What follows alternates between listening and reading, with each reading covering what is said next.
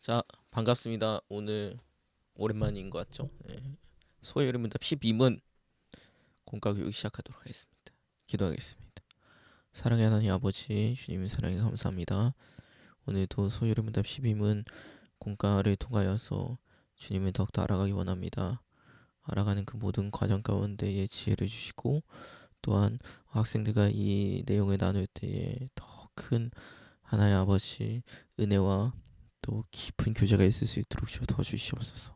예수님의 이름으로 기도합니다. 아멘. 자, 오늘은 소요리 문답 제 22문 시간입니다.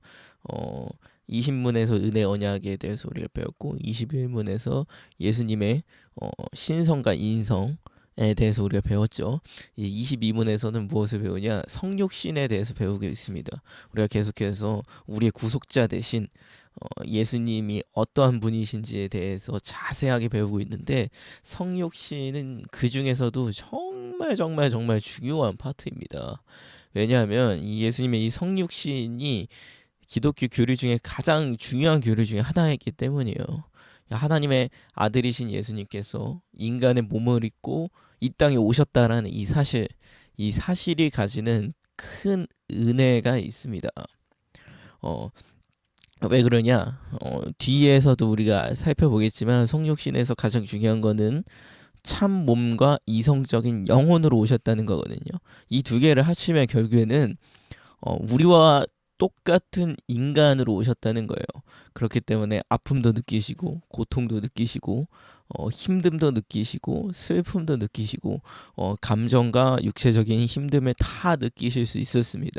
그러니까 예수님이 십자가에서 죽으신 거는 그냥 상징적인 죽음, 어떤 정신적인 죽음이 아니라 진짜 실제 하셨던 예수님의 몸이 죽은 사건이고, 그 죽음의 고통을 오로지 우리 때문에 예수님께서는 다 감당하셨다라는 거죠.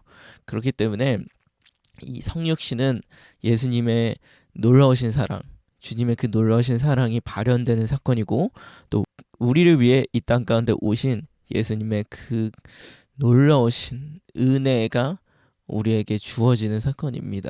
그러니까 이 성육신에 대해서 바로 알고, 또 성육신이라는 걸 생각할 때 주님이 이렇게까지 우리를 위해 하셨구나 라는 그 사실을 깨닫는 은혜가 있으면 좋을 것 같습니다. 자, 질문으로 넘어가 볼게요. 예수님은 어떻게 잉태되셨습니까? 누가복음 1장 34절 35절 이렇게 나옵니다. 마리아가 천사에게 말하되 나는 남자를 알지 못하니 어찌 이 일이 있으리까? 천사가 대답하여 이르되 성령이 내게 임하시고 지극히 높으신 이의 능력이 너를 덮으시리니 이러므로 나실 바 거룩한 이는 하나님의 아들이라 일컬어지리라. 마리아가 잉태를 하였죠. 남자를 알지 못하였던 마리아가, 그러니까 동정녀라고, 사도신경은 동정녀 마리아라고 나오고, 또 우리가 처녀라고 하죠.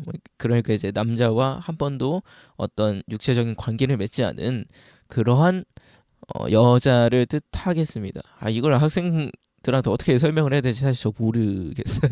그래서 학년이 다 다르니 선생님들이 재량에 맡기도록 하겠습니다. 아무튼 중요한 부분은 통상적인 출생은 아버지와 어머니를 통하여서 인간이 출생을 하게 되죠. 그 결과 모든 사람은 아담의 후손이었습니다. 그런데 이 아담의 원죄를 물려받지 않은, 그러니까 아담의 후손이니까 아담의 원죄를 원래는 다 물려받는데, 예수님은 아버지를 통해 출생하지 않으셨기 때문에 아담의 원죄를 물려받지 않고 곧 그렇기 때문에 죄가 없으신 상태로 태어나셨다라는 거죠. 그래서 통상적인 방법이라고 썼는데, 제가 왜 통상적인 방법을 썼냐? 소요리 문답 15문에 이렇게 나오죠. 보통 출생법으로 아담의 후손이 된 모든 인류는 아담과 함께 타락했다. 그러니까 여기서 보통 출생법이 가지는 의미가 있다고 제가 그때 설명을 했잖아요. 왜냐? 보통 출생법으로 태어나지 않은 유일한 분이 한 분 계시기 때문이죠. 그게 예수님이고, 아담의 후손으로 태어나지 않으셨기 때문에 예수님은 태어날 때부터 죄를 갖지 않는 상태로 태어나셨습니다. 자, 그렇고 두 번째, 그렇다면 예수님이 진짜로 사람이 되셨습니까?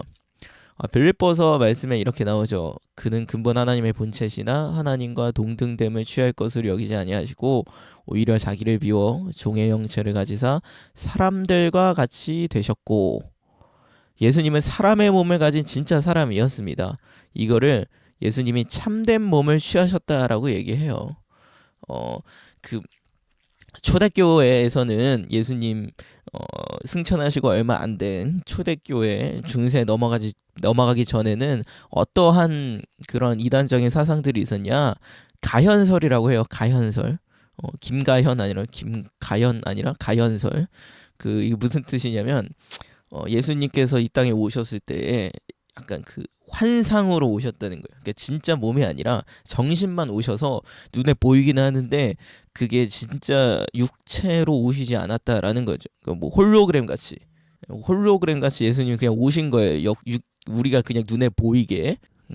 그런데 왜 그렇다면 이 가연설을 주장했느냐?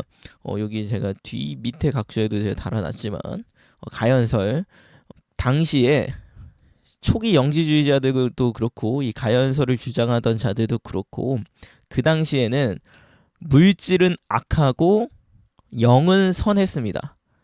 육체는 악했고 영은 선했어요. 육체적인 일은 악한 일이고 영적인 일은 선한 일이에요. 이건 그리스 철학에서도 마찬가지였거든요. 그렇기 때문에 육체적인 노동은 악한 일이고 육체적인 노동이 없는 일들, 뭐 철학이나 예술은 선한 일이었습니다. 이게 당시 영지주의자들의 의견이었고 또 그리스 철학의 영향이었어요. 그렇기 때문에 그들에게는 예수님이 악한 물질을 입고 오는 게 말이 안 되는 거죠. 이해할 수 없는 일이었던 겁니다. 그래서 예수님이 죄인인 인간의 몸으로 오셨다는 사실을 믿기 어려워했습니다. 그런데 오히려 이게 우리에게 참 복음인 거죠.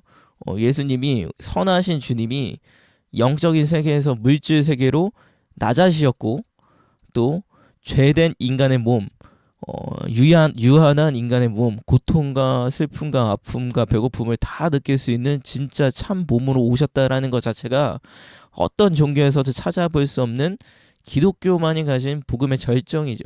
그렇기 때문에 오히려 이 부분이 우리에게는 참 은혜고 참 기쁨이 될 수 있다라고 생각이 듭니다. 그래서 예수님이 참된 몸을 취하셨다는 것은 예수님께서도 배고프셨고 피곤도 하셨고요. 눈물도 흘리셨고 가장 중요한 거 죽으셨죠. 이 죽음은 그냥 어떤 정신적인 죽음이 아니라 진짜 죽으신 거예요. 육체가 정말로 죽음에 이르른 거죠. 그러니까 예수님의 육체가 환상이나 가짜도 아니고 우리와 동일한 몸이셨습니다. 신이신 예수님께서 낮고 천한 인간의 몸으로 오셔서 고통당하시고 죽으셨죠. 이게 얼마나 예수님께서 우리를 사랑하시는지, 이렇게까지 우리를 사랑하시는지 알 수 있는 가장 큰 증거가 되었습니다. 자, 두 번째 파트는 이에 마태복음 26장 38절 이렇게 얘기하는데, 이에 말씀하시되 내 마음이 매우 고민하여 죽게 되었으니 너희는 여기 머물러 나와 함께 깨어 있으라 하시고, 예수님께서 하신 말씀이죠. 매우 고민하여 죽게 되었다. 그래서 우리가 예수님이 진짜 인간이 되셨습니까? 에서 첫 번째 답변은 예수님은 참된 몸을 취하셨다였잖아요. 두 번째 답변은 뭐냐? 예수님은 사람의 영혼을 가지신 진짜 사람이었습니다. 이거를 좀 어려운 말로 하면 이성적인 영혼을 취하셨다라고 얘기를 해요. 이성적인 영혼을 취하셨다. 근데 쉽게 얘기하면 인간이 살면서 느낄 수 있는 모든 감정이나 의지나 지성을 다 가지고 계셨다는 거예요. 그러니까 아프면 아프게 느끼고 슬프면 슬픔을 느끼고 또 고민도 하시고 뭐 이러한 죽음의 두려움도 가지시고 이런 모든 상태를 예수님은 다 가지신 참 인간이셨습니다.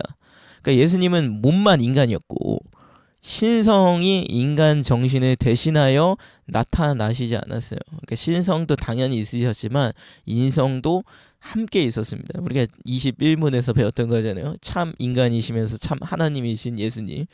그렇기 때문에 예수님이 십자가에서 고통 당하셨잖아요. 그걸 진짜 고통을 당하셨다는 거예요. 정신적으로도 아픔을 느끼시고 정신적으로도 그 죽음의 그 고통을 온전히 다 느끼셨습니다. 우리가 죽을 때 느끼는 그 고통 그대로 예수님이 다 느끼셨다는 거예요. 그 우리가 뭐 누가 이렇게 잠깐 그 뭐 팔뚝 같은 데를 이렇게 찰싹 때리기만 해도 아프다고 그러잖아요. 근데 예수님은 실제로 채찍을 맞으셨고, 실제로 십자가에 못이 박히셨고, 실제로 물과 피를 다 쏟아내셔서 다 죽으셨습니다. 우리 보고 그렇게 하라고 하면 할 수 있는 사람이 누가 있을까요? 없죠. 근데 예수님은 하셨다는 거예요. 자발적으로. 왜? 우리를 위해서 인간으로서 겪을 수 있는 모든 고통스러운 감각과 감정과 또 죽음을 온전히 다 겪으셨습니다. 우리를 위해서. 자, 넘어가 보겠습니다. 자, 그렇다면 예수님이 사람이 되셨다면, 여기까지 인정, 사람이 되셨어. 그러면 예수님도 죄인 아닙니까? 아담의 후손이면 다 죄인인 거 아니에요? 인간은 다 죄인이라면서요? 라는 질문인 거예요. 요한일서 3장 5절에서는 이렇게 얘기합니다. 그가 우리 죄를 없애려고 나타내신 것을 너희가 아나니 그에게는 죄가 없느니라. 아멘. 예수님은요, 우리와 똑같은 사람, 참된 몸과 이성적인 영혼을 가지신 참 인간이시지만 죄는 전혀 없으십니다. 타락한 죄성을 가지고 태어나지 않으셨어요. 이게 핵심이에요. 이게 핵심. 타락한 죄성을 가지지 않으셨다. 인간의 연약함은 가지고 계셨습니다. 참 인간이셨어요. 근데 죄인은 아니셨어요. 이 이유는 인간이시기에 우리를 대표할 수 있죠. 인간이시기 때문에, 참 인간이시기 때문에 인간의 대표자가 될 수가 있었습니다. 근데 또 죄가 없으시기에 우리 죄를 전가받고 대속제물로 죽으실 수가 있었죠. 우리가 그 구약에서 속죄제를 드릴 때에 그 제물을 잡아다가 그 제물에 안수할 때에 그 우리 인간의 지은 죄가 그 제물에게 전가가 되고 그 제물이 우리 대신에 죽음으로써 그 죄의 문제가 해결되는 게 구약 속죄제의 원리거든요. 근데 그 속죄제의 제물이 되기 위해서는 그 제물이 흠이 없는 제물이어야 돼요. 다시 얘기하면 죄가 없는 제물이어야 된다는 거죠. 그렇기 때문에 예수님이 우리 대신에 우리의 죄를 전가받으시고 대속제물로 죽으시기 위해서는 예수님이 죄가 있으시면 안 됐죠. 근데 또 동시에 인간이어야지 우리를 대표하실 수가 있기 때문에 예수님은 무조건 인간이셨어야 됩니다. 그리고 더 나아가서 구원을 우리에게 줄 수 있는 것은 하나님밖에 없기 때문에 이 구원의 문제에 있어서 하나님이 아니시고서는 그 구원을 이루실 수가 없었어요. 그러니까 예수님은 참 인간이시면서 참 하나님이셔야 됐고 또 죄가 없으셔야 돼요. 근데 이 모든 조건을 충족할 수 있는 유일한 방법이 무엇입니까? 바로 성육신밖에 없었다는 거예요. 그러니까 하나님께서 인간의 몸을 입고 오셔서 아담의 후손이 아닌 여자의 후손 성령으로 잉태되어 죄가 없으시고 참 인간이시고 참 하나님이신 그 상태로 태어나시는 거, 이 성육신 말고는 우리가 구원을 받을 수 있는 방법이 없었어요. 그러니까 이제 뭐 어벤져스 엔드게임에서 그 누구냐 걔 닥터 스트레인지가 이게 손가락 하나 딱 내밀면서 손가락 하나 딱 내밀면서 이게 유일한 방법이다 이러잖아요. 마찬가지인 거예요. 성육신도 우리가 구원받을 수 있는 유일한 단 한 가지 방법이었습니다. 그렇기 때문에 예수님은 이 방법이 예수님에겐 고통스럽고 힘든 방법이죠. 인간으로서 죽음을 다 감당해야 되니까, 죄악의 형벌을 다 감당해야 되니까. 그런데 그럼에도 불구하고 유일한 방법, 우리를 구원할 수 있는 유일한 방법이기 때문에 순종하여 묵묵히 그 길을 걸어 나가셨다라는 거죠. 자, 넘어가겠습니다. 예수님의 세 가지 특성인데요. 아까 제가 살짝 말씀드렸지만 한 번 더 정리를 해볼게요. 예수님이 우리의 구속자가 되셔서 우리의 죄를 해결하시기 위해서는 세 가지 특성을 동시에 가지고 계셔야 했습니다. 그 세 가지 특성은 다음과 같아요. 첫 번째, 예수님의 신성입니다. 참 하나님이셔야 돼요. 왜냐? 구원은 오직 하나님만 주실 수 있기 때문에.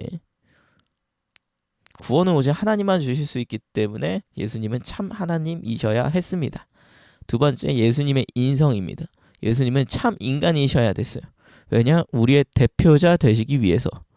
아담이 우리의 대표자가 되어서 우리 온 인류가 아담과 함께 죄를 짓고 타락을 했죠.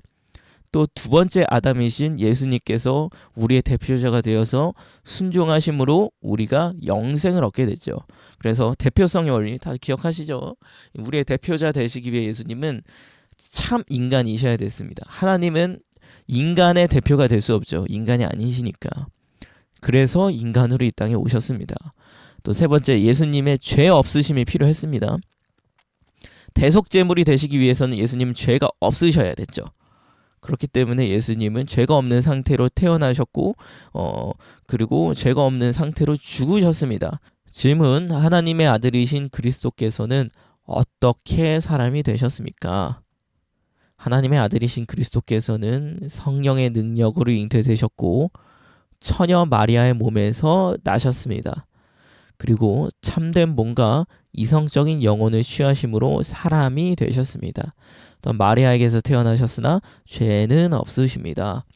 예수님께서는 성령으로 잉태되어 처녀인 마리아, 남편 아담의 후손이 아닌 처녀인 마리아, 여자의 후손으로 이 땅 가운데 오셨습니다. 성령으로 인하여서요. 여자의 후손은 창세기에 나오죠. 또 예수님의 몸은 참된 몸과 이성적인 영혼을 취하심으로 사람이 되셨습니다. 참된 몸은 우리의 육체와 똑같은 육체, 피곤하고 아프고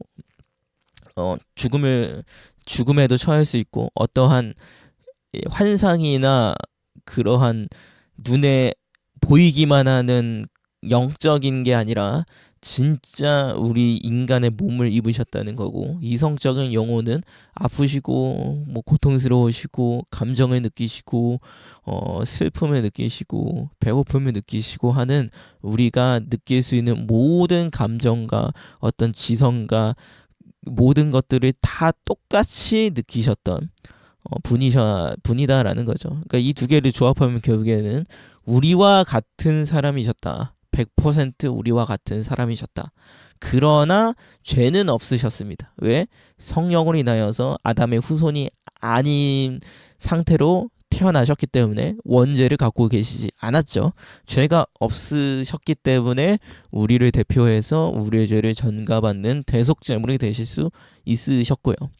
자, 정리하면 이렇죠. 예수님은 성령을 통해 잉태되셨고 죄가 없으시다라는 거죠. 그렇기에 참된 몸과 이성적 영혼을 가지신 100% 참 사람이셨고 예수님이 겪으신 모든 고통과 십자가 고통과 죽음의 고통 다 온전히 인간이 느낄 수 있는 그 고통을 똑같이 느끼셨습니다. 예수님은 아담의 후손으로 태어나지 않으셨기에 보통 출생법으로 태어나지 않았기 때문에 인간이면서 동시에 죄가 없으신 분이셨다. 죄가 없기에 우리 죄를 대신 지실 수가 있었습니다. 자, 함께 나누기입니다. 예수님이 성령으로 마리아에게 나셨다는 것은 어떠한 의미를 가지나요? 아담의 후손이 아니고 죄가 없으셨다라는 게 가장 중요한 포인트겠죠. 두 번째, 예수님이 참된 몸과 이성적인 영혼을 가지셨다는 거 어떤 뜻이며 어떤 의미를 가집니까? 참된 몸은 우리의 육체와 동일한 육체라는 거죠. 때리면 아프고 채찍질 맞으면 아프고 배도 고프고 밥 안 먹으면 배고프고 또 피곤하시기도 하고 잠도 주무셔야 되고 똑같은 우리와 똑같은 인간이었다는 거예요. 똑같은 인간의 몸 그 자체. 그리고 이성적인 영혼은 아픔을 느끼시고 어떤 두려움도 느끼시고 슬픔도 느끼시고 눈물도 흘리시고 이러한 우리가 갖는 어떤 감정과 이성과 지성을 다 예수님도 가지고 계셨습니다. 그래서 이게 어떤 의미를 가지냐, 예수님이 십자가 지신 게 진짜 인간으로서 십자가를 지셨다라는 거예요.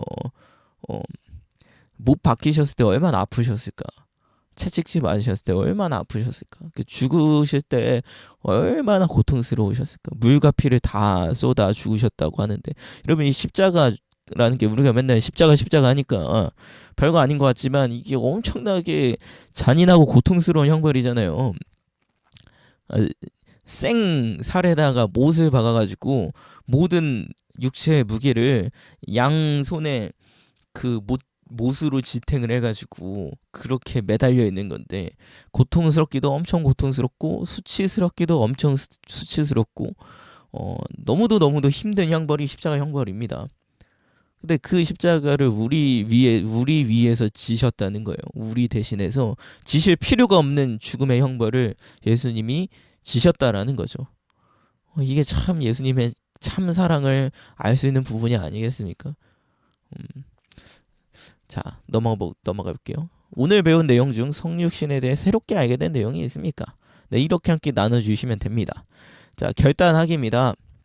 성육신은 우리를 향한 주님의 사랑이 말뿐 아니라 우리가 체험할 수 있는 실제로서 발현된 사건입니다.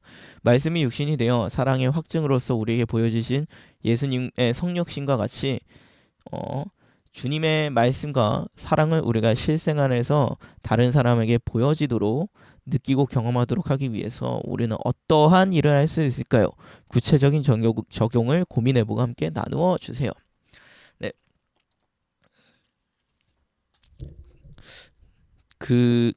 제가 정말 중요하게 생각하는 어떤 신앙의 원리 중에 하나는 바로 이러한 성육신의 원리거든요. 그러니까 말씀이 육신이 되어 우리 가운데 오셨잖아요. 우리가 보고 느끼고 경험하고 체험할 수 없었던 말씀이, 들리지 않았던 말씀이 직접 우리의 세계로 오셔서 우리가 인지할 수 있는 인간의 몸으로서 우리에게 보여지셨잖아요. 그냥 얘기하면 듣지를 못하니까, 죄로 인하여서. 마찬가지로 우리도 매일 말씀을 듣죠. 묵상하고 말씀을 듣죠.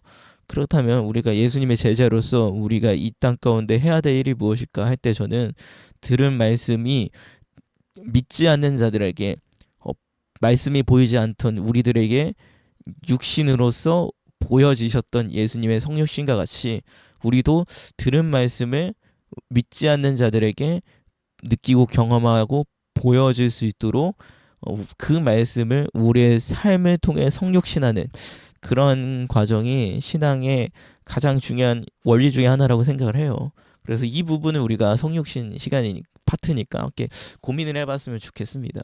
그래서 예수님의 사랑이, 예수님은 우리를 사랑하십니다 라고 얘기할 수 있잖아요. 근데 오늘 성육신 파트를 배우면서 느낄 수 있던 거는, 예수님이 이렇게까지 우리를 위해 사랑하셔서 그러한 고통과 희생을 다 감당하셨구나를 성육신을 통해서 더 온전하게 깨달을 수가 있잖아요.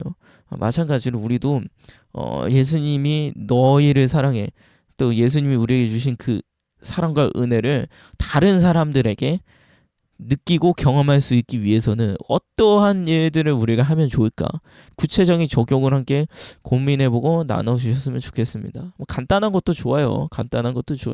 뭐 불평불만하지 않겠습니다. 아니, 친구들한테 친절하게 대하겠습니다. 뭐 믿지 않는 부모님한테 더 사랑한다 얘기하고, 또 그리고 말씀 잘 듣겠습니다. 뭐 이런 간단한 것도 다 상관없습니다. 뭐 밥 먹기 전에 기도하고 밥 먹겠습니다. 뭐 이런 것도 되고, 별거 아니지만 그 사소한 것들 하나하나가 다른 믿지 않는 사람들에게는 예수님의 그 말씀과 사랑을 경험할 수 있는 성육신과 같은 일들이 될 수가 있으니, 학생들과 함께 이런 부분을 또 진지하게 한번 고민해보고 또 결단하며 함께 이를 위해서 기도하는 시간을 가지면 좋을 것 같습니다. 네, 오늘은 성육신 파트였고, 성육신 파트를 좀 마무리를 해봤습니다. 성육신 파트를 준비를 하면서 참 저도 잊고 있었던 예수님의 사랑이 얼마나 큰지를 다시 한번 깨달았던 시간이라서 참 은혜롭고 좋았던 것 같아요. 교사분들도 이 부분을 통하여서 똑같은 은혜를 받으실 것이라 믿고, 또 중요한 부분은 결국엔 그거죠. 예수님이 십자가 지셨다, 죽으셨다라는 게 정말 얼마나 큰 사랑의 증거이고 또 실제인지를 우리가 이 성육신 파트로 통하여서 배우고, 또 그 은혜에 감사하는 게 참으로 우리가 신앙생활 하는데 정말 중요한 중요한 어떠한 사항인 것 같습니다. 이렇게 성육신 파트를 우리가 다 함께 잘 기억하고 또 예수님의 사랑을 또 기억하고 또 그 사랑을 예수님께서 우리에게 육신으로 오셨던 걸로 보여주셨던 것처럼 우리 또한 그 사랑을 실천하며 살아가는 참된 예수님의 제자들 되시기를 축복합니다. 기도하겠습니다. 사랑의 하나님 아버지, 주님 사랑에 감사합니다. 오늘도 짧은 시간 예수님의 성육신에 대해서 함께 살펴보았습니다. 우리를 위해 십자가의 모진 고통, 그 죽음의 형벌 온전히 감당하신 예수님, 주님의 그 크고 놀라우신 사랑을 다시 한번 기억합니다. 그 사랑으로 우리가 이곳에 이 자리에 서 있으니 그 사랑 잊지 않고 예수님이 그렇게 보여주셨던 것처럼 우리도 그 사랑 실천하며 살아갈 수 있게 주님 도와주시옵소서. 예수님의 이름으로 기도드립니다. 아멘.